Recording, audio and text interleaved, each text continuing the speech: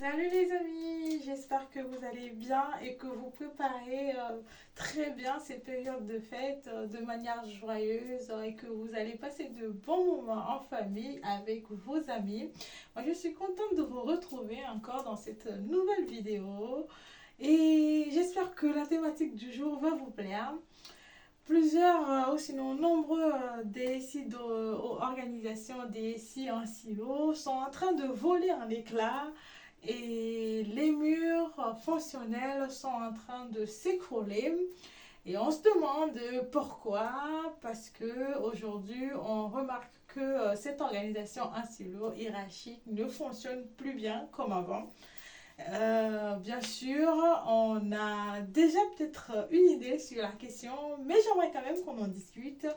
Et aujourd'hui, on sait que grâce à l'IA, on peut avoir un DevOps qui peut se mettre en place à lui seul sans dépendre à 100% de l'Ops, son environnement, son infrastructure et mettre en place le déploiement et le monitoring de sa solution qu'il a développée. Et pareil également pour nos amis les IOPS, aujourd'hui ils peuvent intégrer directement dans la construction de l'infrastructure les solutions de sécurité, les outils de sécurité, ce qui fait qu'ils ne sont plus aussi dépendants du consultant en sécurité à 100%. Mais du coup, ça fout le bazar. Et oui, cette organisation bien structurée qu'on a l'habitude, que vous avez déjà peut-être remarqué dans vos bureaux, dans vos environnements de travail, avec chaque équipe, les métiers, les business, les équipes infra, les équipes ops, les équipes DevOps, on ne va pas tout étaler, bases de données et autres, sont en train de se faire un peu bousculer. Et c'est aujourd'hui la thématique du jour. Si vous découvrez pour la première fois la chaîne Cloud Service Déploie, bienvenue, la chaîne où on parle du challenge, du demande, du cloud, de l'IA, de l'automatisation. Et la thématique du jour, vous l'avez compris, c'est l'IA, en tout cas oblige ou force les organisations, les DSI en silo, à fonctionner en horizontal. Vous allez vous dire, mais sur quoi se base-t-elle encore cette Miss Expert Cloud pour affirmer de telles choses? Laissez-moi vous expliquer en détail avec ces trois points.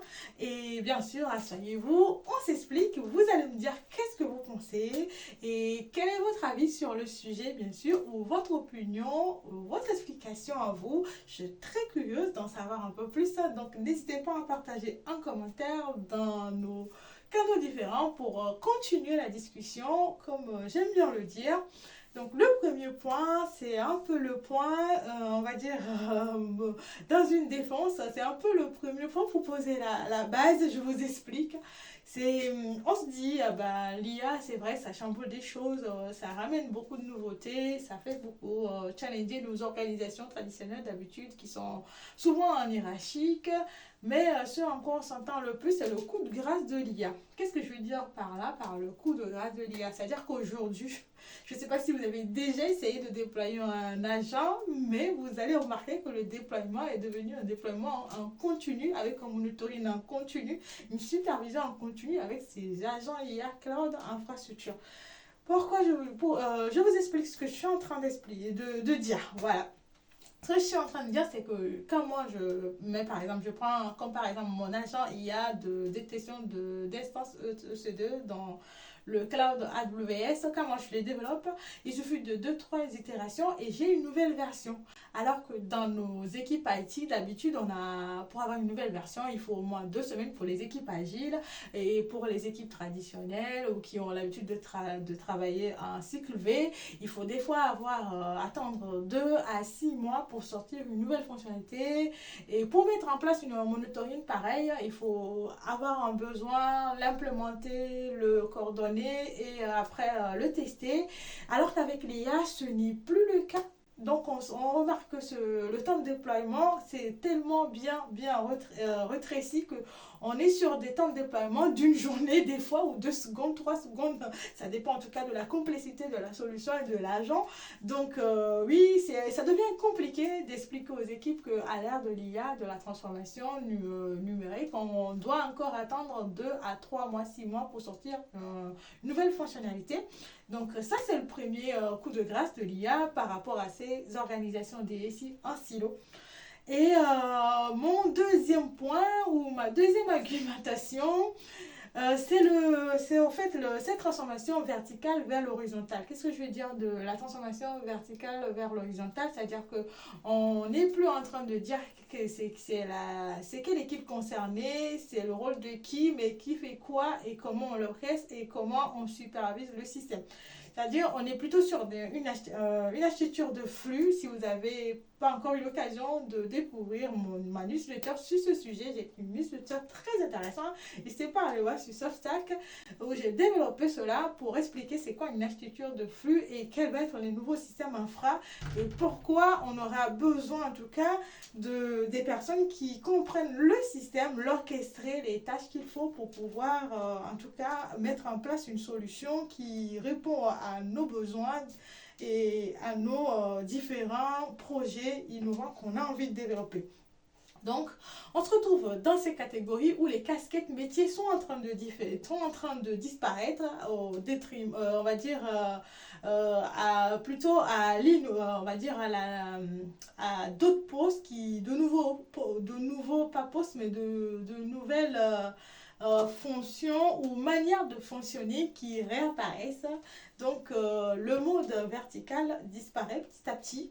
Dites-moi, en tout cas, dans votre entourage ou dans votre entreprise, est-ce que vous avez remarqué la même chose? Est-ce que vous avez déjà constaté dans votre activité qu'on est plutôt plus sur ce fonctionnement vertical, mais plutôt horizontal où tout doit être coordonné, aller vite et pour vite déployer, pour vite orchestrer, monitorer.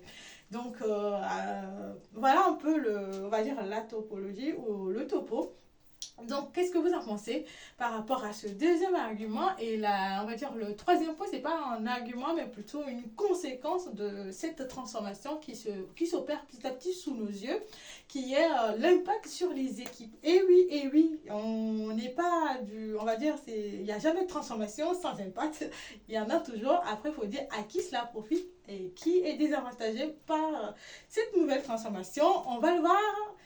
Du coup, la première, on va dire, transformation que j'aimerais peut-être aborder, dites-moi si vous êtes d'accord ou pas, bien sûr, les amis, c'est nos amis les Ops. Eux, je dirais qu'ils ont gagné en termes de qualité, oui, c'est-à-dire qu'ils ne sont plus sur la production massive, mais sur un travail de qualité. Qu'est-ce que je veux dire par là? Ils ne sont plus en train de jouer le rôle de pompier, mais ils sont dans l'analyse du système, de l'orchestration, de la construction. Donc, ils ont plutôt gagné en termes de qualité, mais le problème, c'est qu'il faut rapidement qu'ils montent en compétence sur ces nouveaux skills et compétences. Donc, voilà pour concernant nos amis les IOPS et concernant nos amis les DevOps, ils sont un peu les perdants de l'histoire. Oui, pourquoi? Vous allez me dire pourquoi. Tout simplement parce qu'ils ont récupéré d'autres périmètres comme la sécurité qui est entrée dans leur scoop. Malheureusement, ils vont devoir intégrer cette vision ou ces nouvelles solutions de sécurité alors qu'avant c'était l'équipe sécurité qui était en charge et qui pouvait le mettre en place. Donc là, ils ont la possibilité de le faire eux-mêmes directement, de les intégrer. Donc les solutions, les propositions de services digitaux qu'ils vont offrir seront de meilleure qualité et déployés rapidement, mais ils vont devoir se coordonner un nouveau périmètre qui, je pense, ne fera pas que des heureux, mais des mécontents. Donc, le troisième point, c'est nos amis, on va dire pas nos amis, c'est la DSI complètement. Oui, vous le savez, on n'est plus dans cette organisation, sinon on le sent déjà venir. Et eux, ils se retrouvent à devoir assurer la gouvernance des données et de l'automatisation. Et en plus de cela, ils vont pouvoir maintenant, grâce à l'IA, faire face à leur fonctionnaire qui est de coordonner, aligner les différentes équipes. Parce que qui dit équipe, chaque équipe a sa stratégie, sa vision, ses objectifs et sa manière de procéder. Et oui, donc ils se retrouvent au cœur, on va dire au centre de tout ça et de pouvoir le coordonner pour assurer rapidement cette livraison rapide ou ce déploiement rapide et continu qui s'impose à nous tous à cause de l'IA. Donc, dites-moi, avec ces 3 points que j'ai développés, qu'est-ce que vous en pensez? Est-ce que vous avez aussi remarqué, parce que moi, franchement, la première fois que j'ai fait mon capitaine sécure, mon agent de sécurité, IA Cloud. Je suis bluffée, j'étais bluffée par la capacité de cet outil à intégrer directement les solutions de sécurité. Il est allé jusqu'à proposer les scans, les options de correction de ces scans, de ces vulnérabilités et peut même faire certaines actions. Donc, on n'est plus à la même vitesse, ça c'est sûr. On a changé de rythme, les amis, et ça se sent petit à petit. Dites-moi, est-ce que vous avez remarqué cela autour de vous, dans votre environnement IT professionnel ou dans d'autres environnements, bien sûr? Et s'il y a des exemples que vous aimeriez partager en commentaire, n'hésitez pas à le faire. Ça sera un plaisir de discuter cela avec vous. Et je profite aussi de l'occasion pour vous dire que l'année prochaine, je sors mon nouveau service qui est un agent FinOps AWS. J'aimerais aussi savoir si vous êtes au Kenya, vous êtes une PME, ou travaillez sur des solutions SaaS, ou vous êtes peut-être une USN, vous offrez des services cloud à plusieurs clients. N'hésitez pas, en tout cas, à me faire part si ça vous intéresserait de collaborer pour co-construire des solutions ensemble. Ça sera un plaisir d'échanger avec vous.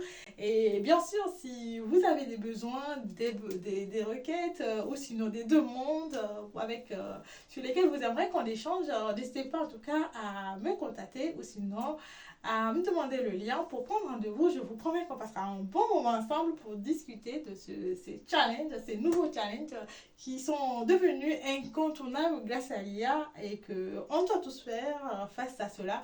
Et dites-moi comment vous vous en sortez, bien sûr, de votre côté d'ailleurs. Ça sera un plaisir d'échanger sur le sujet. Et à bientôt pour une nouvelle thématique, les amis. Et dites-moi, avec vos nouvelles solutions IA, cloud et automatisation, est-ce que vous sentez le changement, le vent tourner à votre faveur ou plutôt dans le sens inverse? À bientôt, les amis!